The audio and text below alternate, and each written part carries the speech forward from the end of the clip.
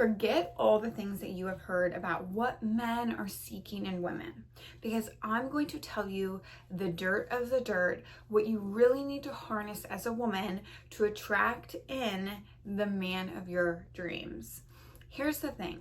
You as a woman, you want security from a man. You want safety. But men are built differently than us as women. Men want intrigue. They want that chase.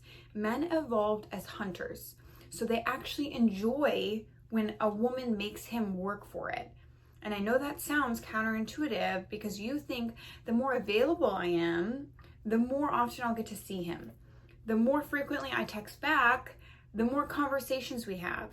But it does not work like that. And I want to ingrain that in all of your brains.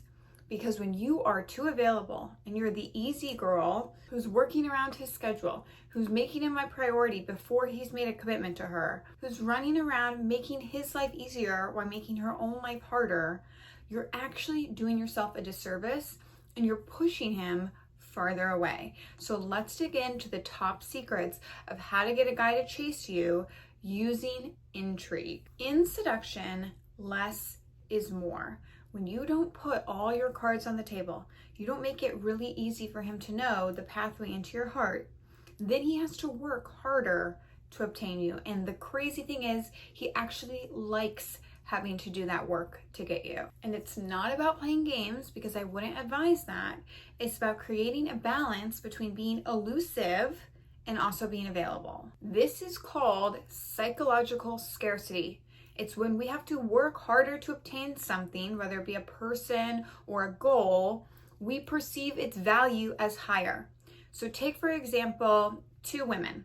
One had to work all summer to save up money for her favorite Dior booties. And when she finally got them, she savored them. The other girl, she got these booties from her parents. She didn't have to work at all. She literally just asked for it and she got it. Who do you think savors these booties more than the other? It's obviously the person who had to work harder to get them. And we can use the same principle in our dating life as smart women. Make yourself selectively available. Don't always text back right away. Text back sporadically. Don't always be available to talk on the phone. Sometimes say you're gonna call and then call later than you said. The dark psychology term for this is variable reward. By making him work for your attention, you activate a part in his brain that craves unpredictability. It's very similar to a slot machine. When you keep him guessing, then he's excited for every next interaction with you, because he never knows when he's going to get that dopamine rush, and then he associates you with that good feeling. Another way to do this is by having men help you solve problems. Men actually enjoy a little bit of stress. But here's what a lot of people get wrong online. It's not about chronic stress. We're not trying to give him the same kind of stress as when he's had a hard work day and his boss is like really on him. That's bad stress. And that literally will repel a man. But stress in the sense of asking him to help you solve problems, because once he helps you overcome them, then his body releases vasopressin and it actually bonds you closer. So this could easily be asking him to fix something in your house, asking for his advice on a situation you're really torn by, even if you're not actually torn by it. It's important in the early dating stages to show a man that you're interested in him, so you're giving him that positive reinforcement, but not too interested. You want him kind of dangling in suspense of how important he really is in your life. And it's easy to do this when you remain the center of your universe as a woman. You never want to make the man the center of your universe, because then he knows he holds the power. And then as a woman, you're just along for the ride. He's in the driver's seat and you have to deal with whatever he throws your way. You always want to be secretly in control. You want a man to think he's in control, but you actually want to be steering the ship. And an important dark psychology term for this is cognitive dissonance.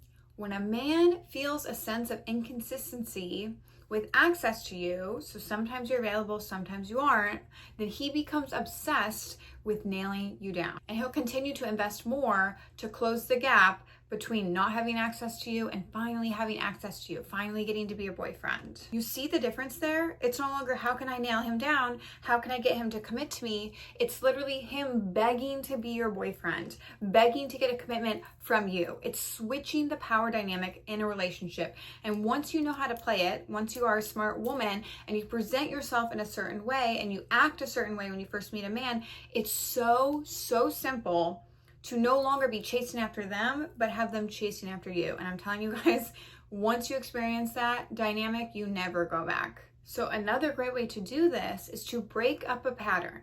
If you always text him good night, or you always text him good morning, or you always see him every Friday night, change up the pattern unexpectedly. Throw him for a loop. If you're always quick to reply, take a little bit longer this time to reply.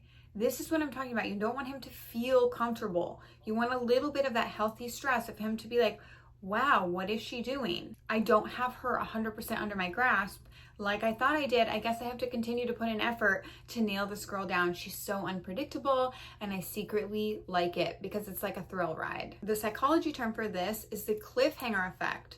When a man feels like he gets a part of you, but not all of you, he's always left in suspense, he's going to continue to chase after you. Similarly to how when we're all watching an episode of a series and it ends on a cliffhanger, oh my God, you so badly want to know the answer to that question. And so similarly, he wants to know, why are you not always available? What are you doing? Why are you not chasing after him? Because as a high value man, every woman chased after him in the past. What's so different about you? That's the question he's going to try to answer. And I'm telling you guys, he will chase you down like shark to blood to figure out the answer to that question. And it's the best feeling as a woman. It's really easy to do this when you maintain the mentality of I am the prize. Remember from 48 Laws of Power, to be treated like a queen, you have to treat yourself like a queen. When you are the prize, you are not fearful of losing anybody. You know that you are at this level, and if this guy doesn't treat you right, he doesn't chase after you, he doesn't pursue you, then it's his loss, period. You're not getting caught in the rut of trying to prove your worth to any man because you already know you're worthy. And that alone makes you powerful because you're not at his mercy for your sense of identity, for your sense of self-worth. You foster that within yourself, and that makes you a magnet to all these people around that are going to see you as worthy as well. It all starts with you, and that's so empowering as a woman. Your dream relationship literally starts in here, and it starts today, which means you have to resist the urge as a woman to make it easy on a man. This is part of intrigue, you guys. He has to be a little bit stressed in order to chase after you. But if you're handing yourself over on a silver platter, you're making it super easy for him to know how to nail you down, how to get a commitment out of you, then he's not intrigued. In fact, he's bored. You have to stop over-explaining yourself to men. And this is really simple, you guys. If he asks you to go on a date on Thursday, instead of saying, oh no, I have plans with my mom to get my nails done on Thursday, simply saying, I'm not available on Thursday, how about Friday? Let his imagination fill in the gaps. And that's so much more intriguing to a man than you being completely transparent. You could also easily do this by posting a photo of flowers on your Instagram or TikTok story and having him see it. I don't know what it is in the male brain, but they cannot conceptualize that women can buy themselves flowers. He will assume another man bought these for you, and then he gets competitive. This is how you tap into using a man's ego to your benefit as a woman. Obviously, if you're actually in a committed relationship, I'd never advise to play jealousy games because when you play jealousy games, everybody loses. I'm talking about in the early courting stages before a commitment has been made. In order to get him to chase after you, you have to use the psychology term intermittent reinforcement. That's when you reward his behavior sometimes, but other times you don't. And this keeps him chasing after you. When they did this in studies with pigeons, the pigeons would peck at a lever and sometimes would get food and sometimes wouldn't. And wouldn't you guess it, all day long, these pigeons pecked at the lever because they became obsessed with it, just waiting to get a reward.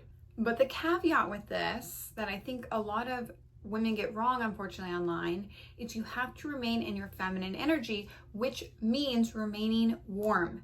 If you are cold and you are too evasive, then a man feels like you don't like him back and he will stop pursuing you. The feedback I get from men that I interview is that they are happy to invest in a woman. They are happy to chase after a woman that they are intrigued by, that they like. But if they feel like they're annoying her, then they stop pursuing because it's not fun for them. So you want to remain warm every time he does reach out to you, every time you do have a date or you have a phone call. You're very warm, you're very inviting, you're funny, you're charismatic, you're making him want to chase after you, and you're making it clear that the interest is reciprocal. You do like him. You just want him to not know how much you like him. And you also want to be busy so he has that warm feeling when he's with you, that feminine energy that masculine men yearn for, but he has to work to have that consistently in his life. He doesn't just get it because it's almost like candy, you guys. If we can just eat all the candy we want, we get sick and then we don't want it for a while. But if you can only have it on certain days, then you really enjoy it and savor it. Be that candy as a woman. This is how smart women move differently, you guys. It's so simple once you know how to present yourself in a light that makes a great man see you as the prize. Because let me state plainly, all of you watching this, you are already the prize. You just have to present yourself in a different way in order to get a great guy to chase after you. It takes little tweaks, but once you figure this out, you nail down these habits, I'm telling you guys, it will change your life for the better. And the most empowering part is it all starts with you, babe. You hold the keys to your dream relationship.